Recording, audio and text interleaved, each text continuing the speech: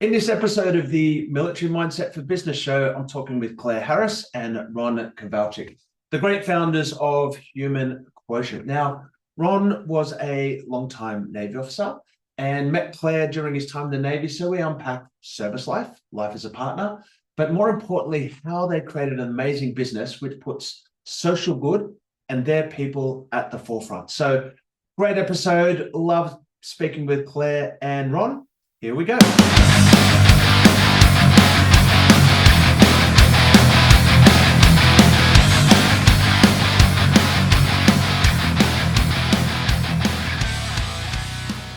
Hey, everybody. Welcome to the Military Mindset for Business podcast, the podcast for the veteran business community. My name's Pete Liston.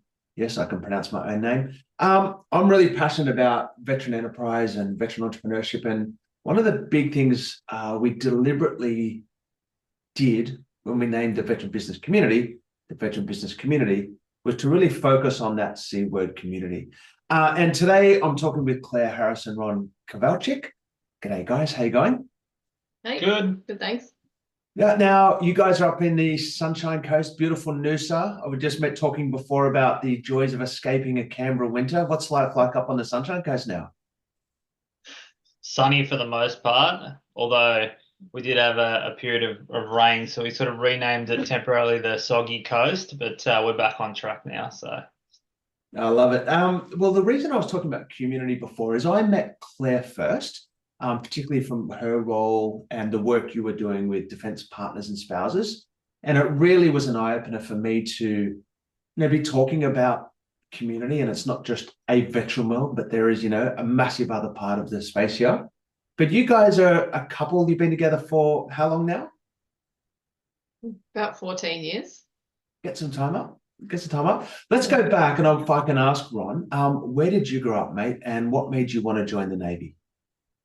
so I grew up in Sydney in Redfern before it was gentrified, and joined the Navy to get away from home and to have a bit of a new experience where I could, just learn new skills, travel, live the dream that defence recruitment sort of brings in on. And yeah, did 12 years as a logistics officer. Mate, you mentioned Redfern before it was gentrified. For anybody who doesn't know, Redfern's about the heart of downtown Sydney, like maybe a kilometre or two away from Central Station. Was it like a rough neighbourhood back then, or? Yeah, it was pretty rough back then, but it's probably really nice now. So It is. It's, mate, you need a decent coin to pick up a flat down there now. That's for sure. Claire, whereabouts did you grow up? I grew up in Brisbane. In Vegas. And tell us, how did you guys meet? Because you were already serving for a bit, Ron. How did you guys catch up in the first place?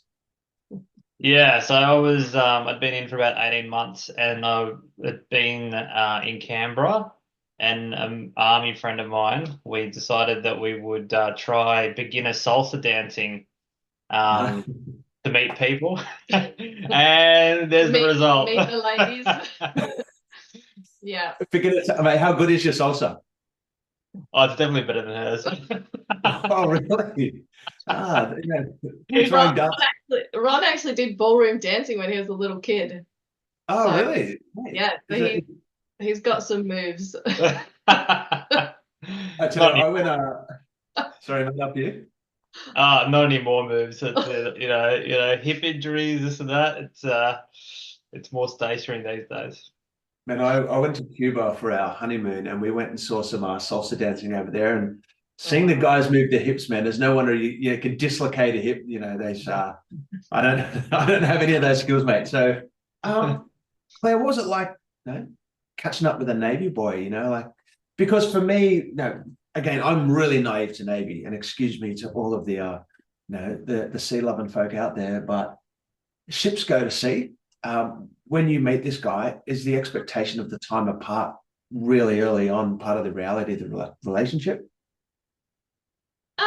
I mean, when you first meet someone, especially salsering around the dance floor, you don't really think about all of that stuff, and I think for me it was more just see where things go.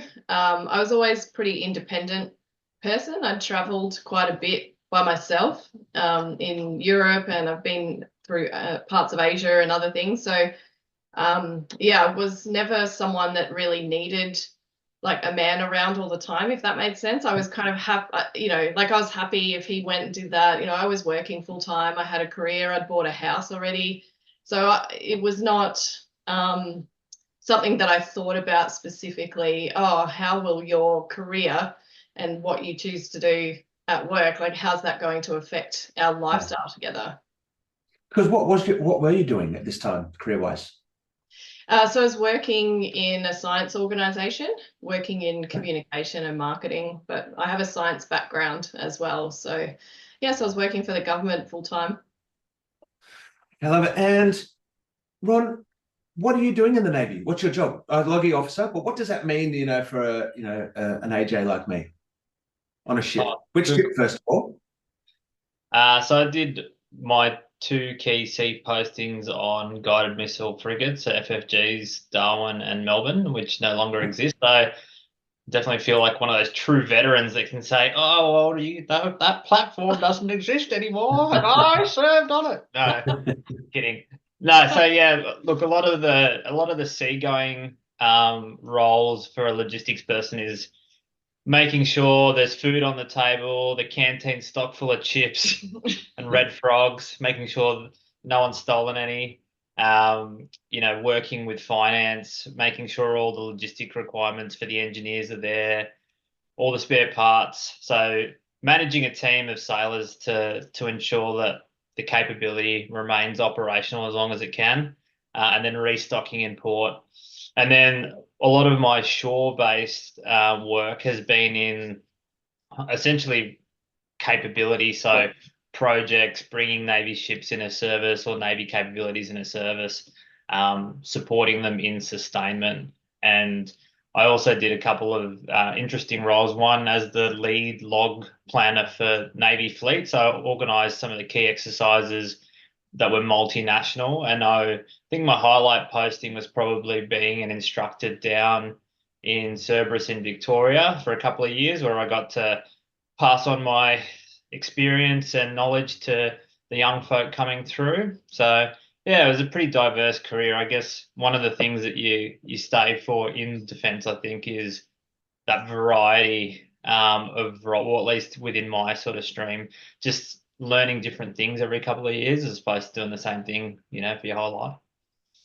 We'll come back to it a little bit later, but I'm always interested in the sliding doors moments through your careers that lead into the businesses, you know, and we'll talk about Human Quotient and you know, the projects that you guys do shortly.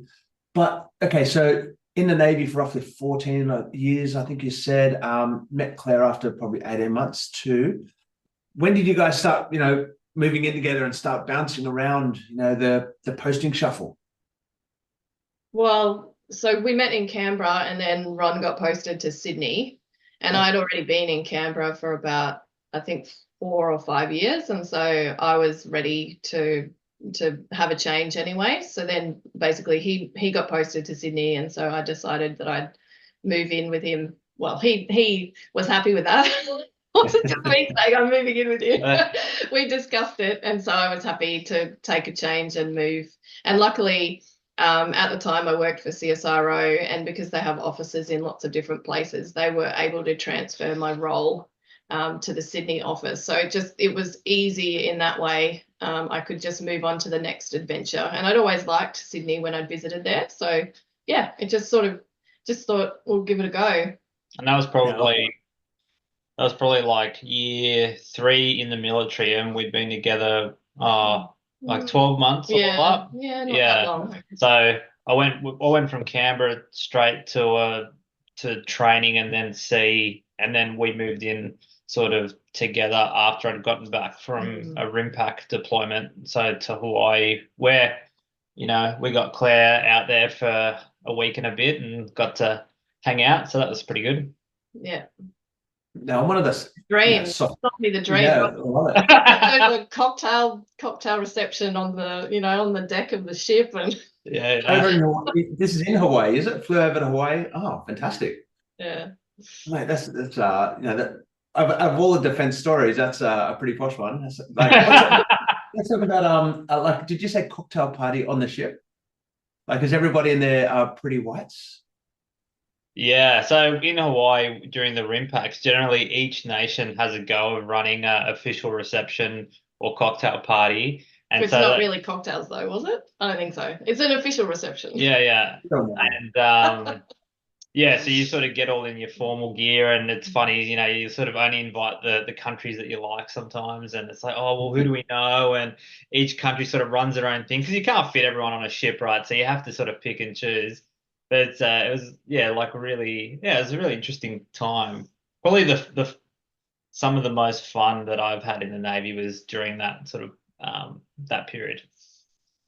And living in Sydney as well, I'm one of the the softest soldiers out because I spent my whole career in Sydney. Like apart from Duntroon, I did 2 years out at Holsworthy, but then I spent the rest of my career like in Coogee.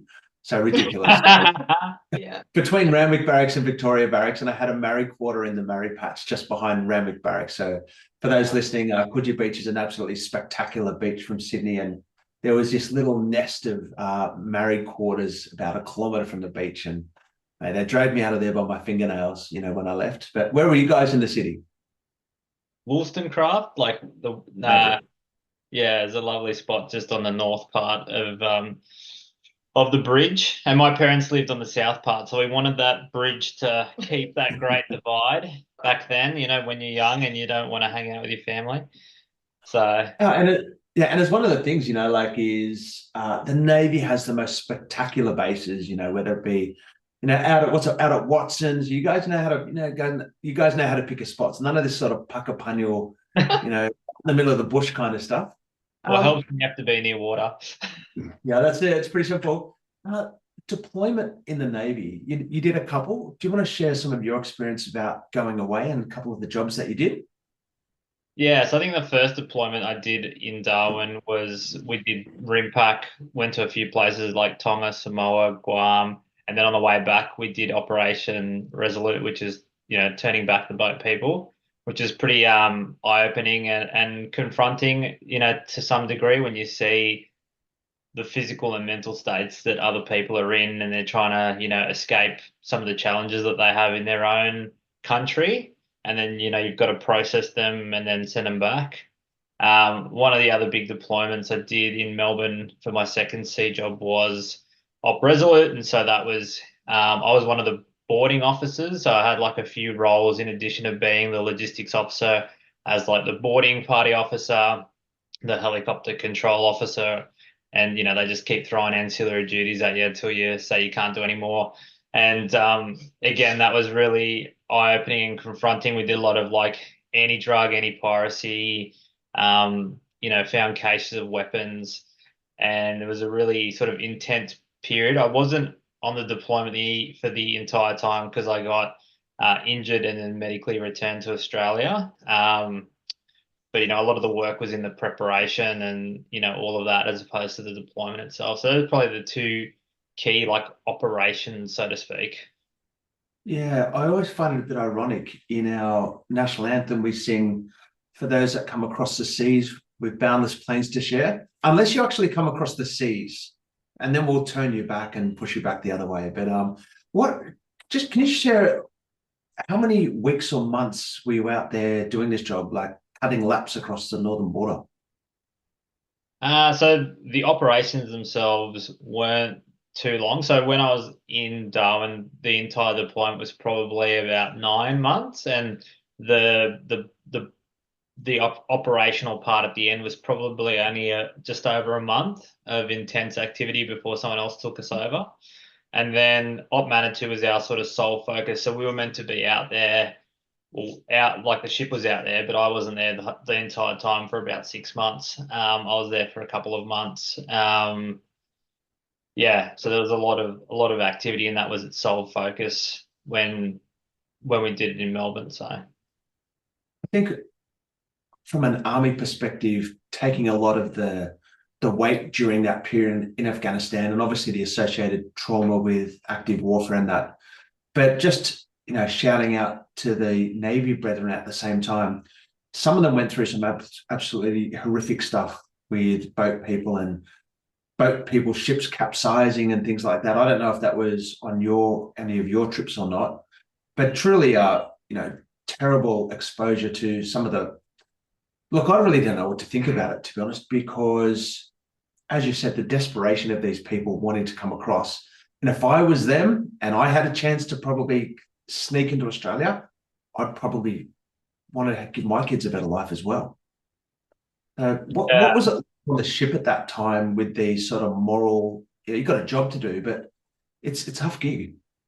Yeah, I don't think you think about it when you're doing the job. You probably think about it after. I was fortunate not to be one of those people that had to pull human remains out of the water onto the ship because the people on the boat were told to turn around, so they decided to just burn their own boat and jump off board and take that whole safety of life at sea ticket to get on board the Navy ship. So lucky in that way. But yeah, I do know a lot of people who, through various deployments, have seen things that you can't unsee, and I guess that's part of the role. But I think defense it has the right structures in place to support people, but I'm not sure how consistently they're applied across the board, and so there's a lot of mental health stuff that slips through the gaps because everyone's trying to just maintain their deployability. They're trying to go on to the next thing, and so I think the structures are right, but sometimes that the culture around sharing some of those traumatic events and the impacts of those isn't really there until you potentially leave the service and start exploring that within yourself. Yeah. And let's talk about now. Was Op Slipper, Afghanistan, do you call it Resolute, the Navy part of Op Slipper, or is it all the same? Or are they two different operations? So Op Resolute was the boat people. Manitow Yeah. was the Afghanistan bit for us. Manitow. Again, as a log officer, the old individual experiences do vary. I spent my whole Afghanistan deployment waking up in a bed and having a cappuccino every day, basically living inside the camp.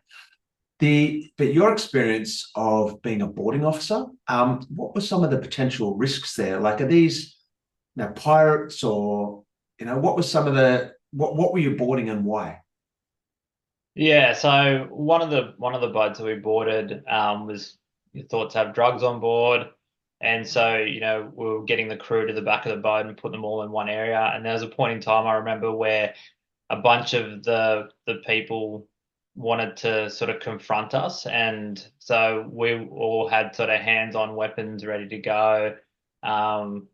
So there's those sort of things that you don't expect necessarily and can come out of nowhere. And when you're on a boat that's swaying, trying to find drugs on this little shitty vessel that's got a bunch of desperate people who have nothing to lose, it can get pretty serious pretty quickly.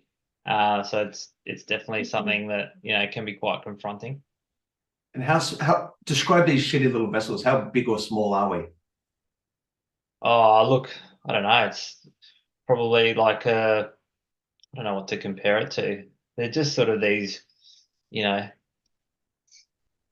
small, the small boats that are probably, I don't know, let's say about 30 meters long. Yeah. They've got maybe the wheelhouse, or like where they drive the ship sort of above, and then the engine room below. They're pretty small, but Yeah. a lot of these guys tend to be able to hide drugs in all sorts of weird and wonderful places. Yeah. And so again, when I met you, you were a pretty passionate supporter and advocate around partners and spouses. Where did your activity in this space kick off? Are you talking to me or Claire? Claire. Yeah. Where did it? I don't know. I think one of the things was for me when I was working and before we had children, I don't think I really felt particularly in Sydney, it's a very disparate defence community. I guess I hadn't really felt the need to connect in as much. But then once we moved to Victoria after that, I guess it really hit me, and especially after some of the things that he went through with Sydney and like what it meant for our relationship and like other things that started to happen, I guess I started to realize that I needed people around me who understood the situation. And so it was kind of, I guess, a slow awakening of realizing that I needed people around me that could understand what we were going through. And I wanted to learn more from other people as well and see how they coped and how they managed their lives. So I guess it really hit me pretty clearly when we moved to Victoria, because I didn't know a single person there where we moved to. And, you know, for Ron, he is posted to a location, off he goes to work, like, and he's, you know, welcomed in, and there's people he knows, and he's got a job, and off he goes. And I had been in business. I'd launched my business in 2015. I'd sort of started in business then. And so when we moved to Victoria, I didn't have a job to go to. I was working in business. And I think that's when I really realized, Jesus, I'm in a place, I'm so isolated. I don't know a single person. He's going off to work. He's just got this life that he just walks kind of straight into, day-to-day life, you know. And I'm just going, gosh, I've got to connect in. And so that was when I really started to try and find out what was happening in that local area. So I was reaching out to the community houses, you know, DCO at the time, and others, and just trying to find out who was where, what was going on, what network could I tap into.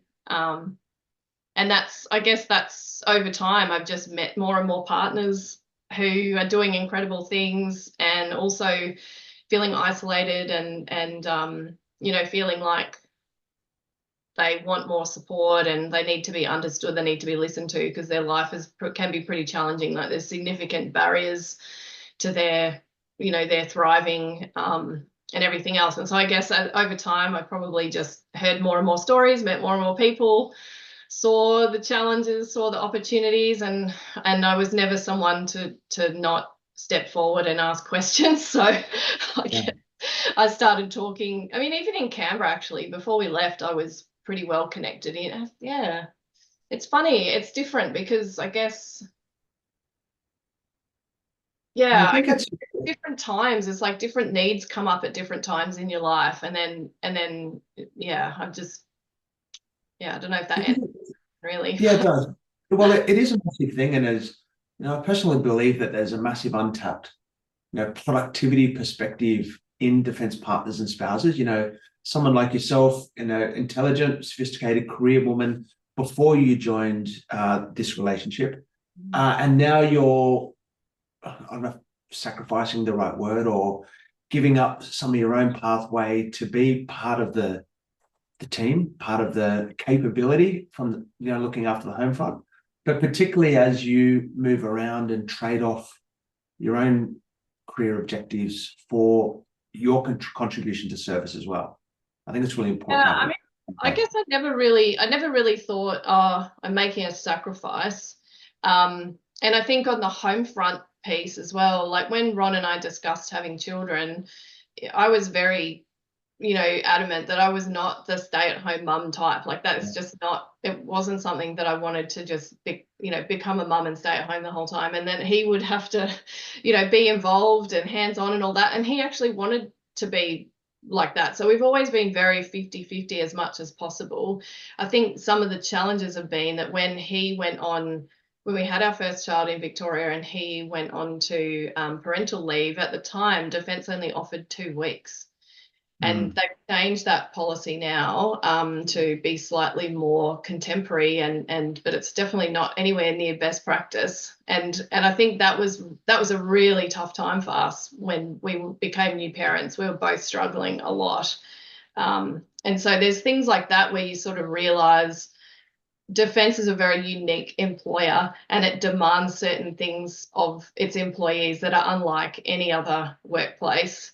And so I think there were just multiple things that I noticed over the years, and then I realized, wow, this is actually pretty significant. And then you talk to I've met so many partners who have not been able to participate in the paid workforce for more than a decade because they're just moving around so much. And and they might have children with special needs, and then that burden is just constantly pushed onto them, because defence doesn't make it easy to have flexible work for military members, and yeah, so it just creates extra pressure. Well, ships go to sea and airplanes fly away and army guys go out bush. It's just it is the job. Yeah. Just so tugging at that thread just a little bit there, when do you two make the either individual or mutual decision to think, well, it's time to transition? What was that, that moment that it's like, well, what's next for us? Yeah, well, I don't think we were as intentional as that. I was on a pretty like forward-looking trajectory with work, and I was meant to go and do my final ship drive as the equivalent of like a subunit command or whatever from an army perspective. And I was dealing with some personal challenges, in the sense that my dad was diagnosed with pancreatic cancer and it was life-threatening. I was in a pretty high-profile, busy job in Canberra, and at the time I was working for someone who was demonstrating a lot of like unacceptable behaviors. And so I was really questioning how aligned the organization was, because at a time when I really needed to have flexibility to be able to do certain things, to be able to have the headspace to focus on family, the organization, sort of from the people that were there as my direct sort of command, were taking away those opportunities as opposed to providing them. And even, escalating that issue up the chain of command and flagging, waving the flag and saying, hey, this is not right. This is not how you guys say you want to do business. For stuff to get sort of swept under the rug from my perspective, it was illuminating to go, okay, well, I guess I don't have the same values anymore. And if I don't, then I don't really want to work here.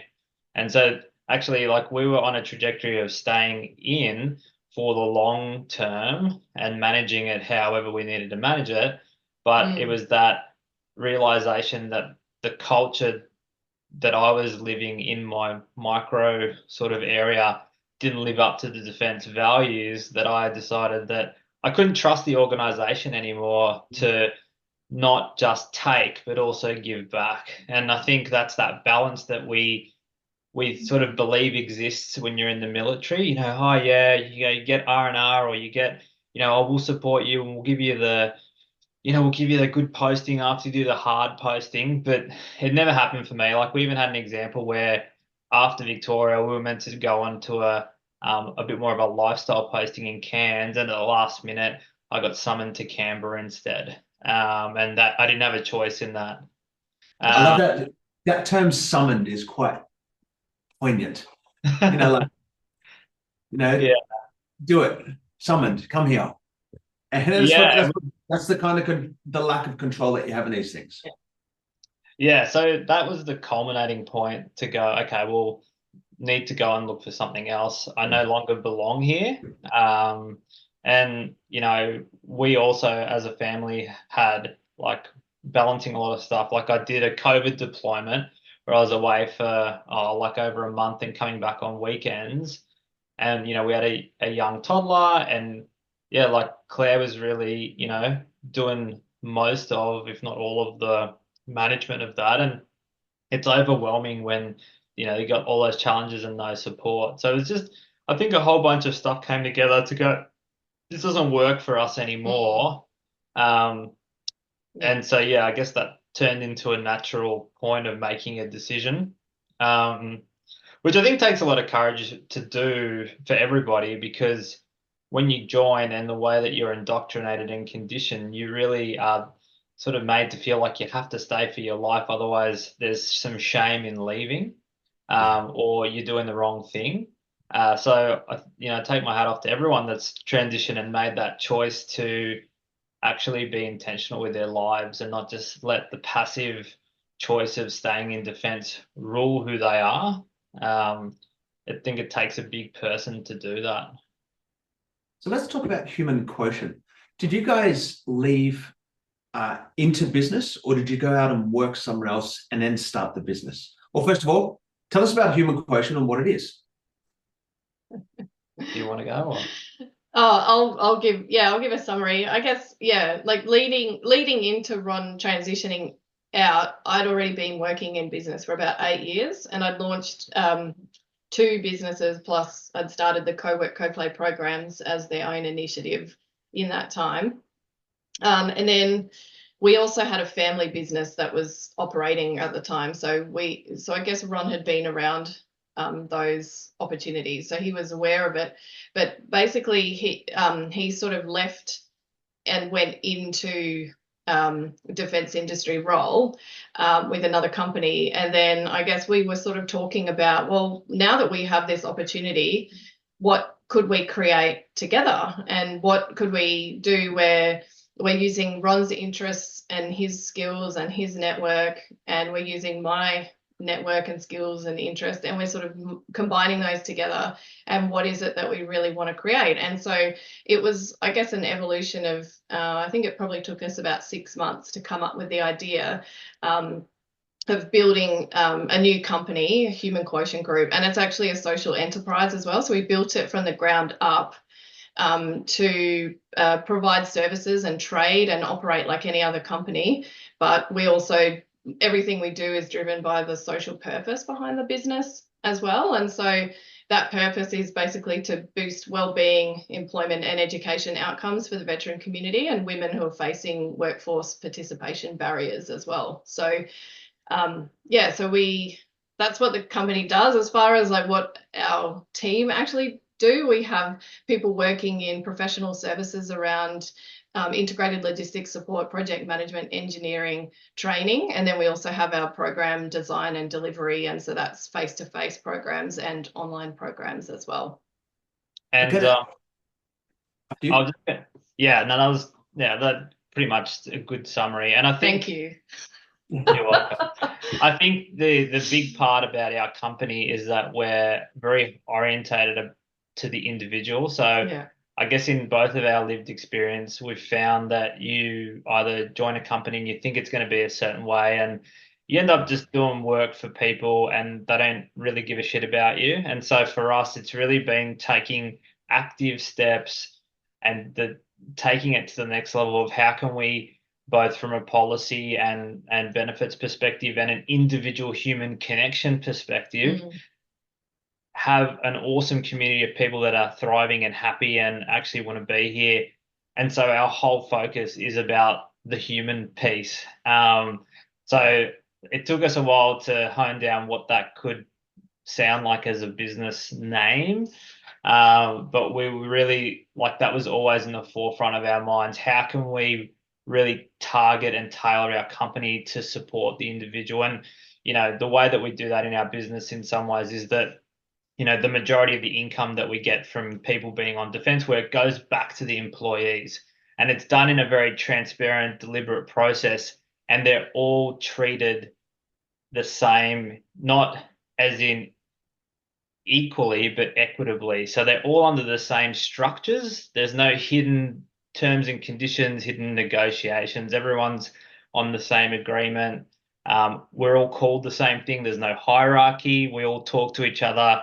We're all professionals. And it's like I guess it's a way that we're trying to build culture within an industry where a lot of those things like hierarchy and transactional sort of human labor hire is prevalent. And so that's where we're, I think, a bit different when it comes to the professional services side, but also like in all the programs that we develop and deliver, it's all targeted at improving the well-being, education and employability of people, right? So it all comes with a human-centric lens. Yeah. I love it because not only is it so first of all, I love the brand, and I can't help but think there's a great marketer behind that brand, Claire. But the expressing of your personal values as a couple, as individuals, plus the experiences that you went through, Ron, and creating, your own vision and structure in an enterprise. I think that's just really transparent, and just the way that you've built this thing up. Claire, co-work, co-play. Can you just share a little bit about, that specific model, and what does it do? Oh, sure. Yeah, so Co-Play is a program. It's a face-to-face 8-week program now, where participants come together and work through their career projects, work on anything related to their well-being, and they build connections with each other. So I would say it's sort of a self-development and coaching program. It's aimed at spouses of current serving and former serving defence, and I guess the idea for it started many years ago, when I realised that there was no professional network within the defence partner community. There was no business network. There was sort of no professional opportunities. So while there were community connection events and morning teas and play groups and things for families, there was nothing on that professional level. And so I had the concept of, what if we had co-working and people with little kids could bring their kids so that they could participate as well? Because I met many partners who were entrepreneurs or, had careers, and they were sort of not able to participate in study or business networking and other things because there's just no childcare provided. So so I came up with the idea of the program, ran it a couple of times in Canberra pre-COVID, working with a couple of like supportive organisations, which was great.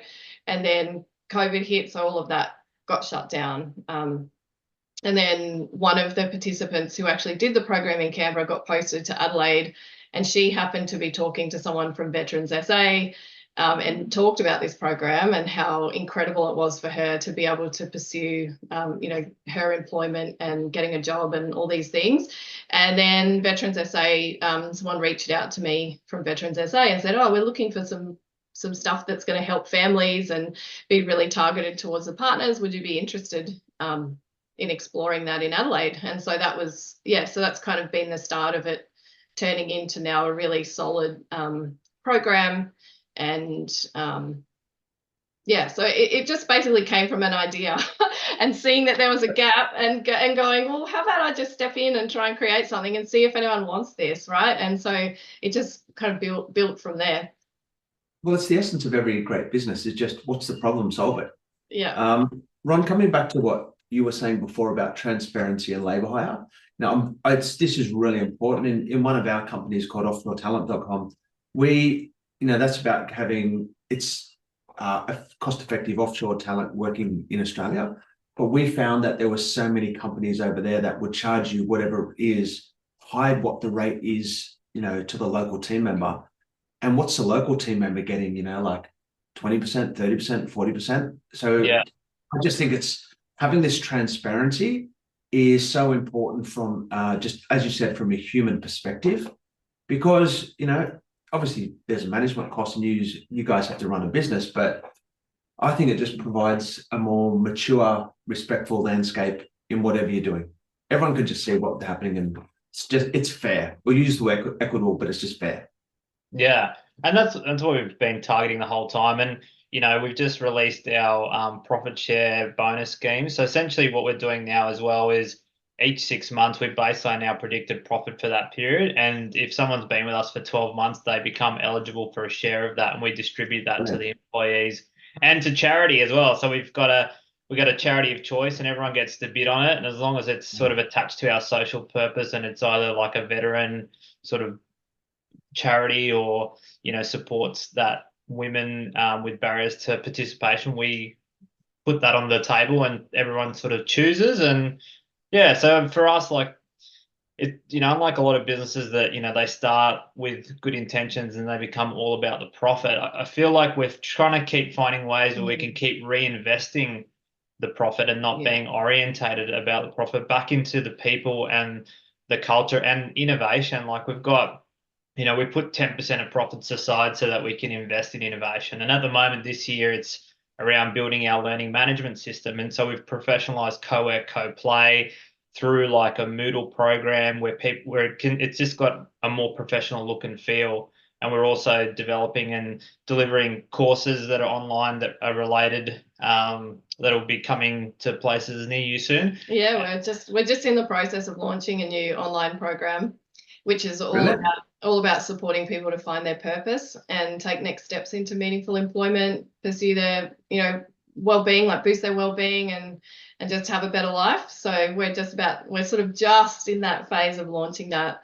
And we'll have 2 cohorts as well. So sort of current serving, former serving ADF, and then anyone else connected to, so whether it's partners, spouses, ex-partners, widowers, widows, everything. So yes, we're pretty excited about that. But I guess we're always looking for ways to kind of do more and give back to the community. So Well, make sure you keep us in the loop when it's launched, and we'd love to share it and get it out there. And it's not just doing the right thing. I actually think it's a great business tactic, because this is a great point of difference for a company that does want to have that visibility into where their investment in you guys is actually going. So I think it's a brilliant strategy for a good business as well. As we look to wrap up here, sorry, Claire, after you. I was just going to add as well that it's really great in Australia. We're seeing the growth of awareness around social enterprise. And so we are a certified social enterprise.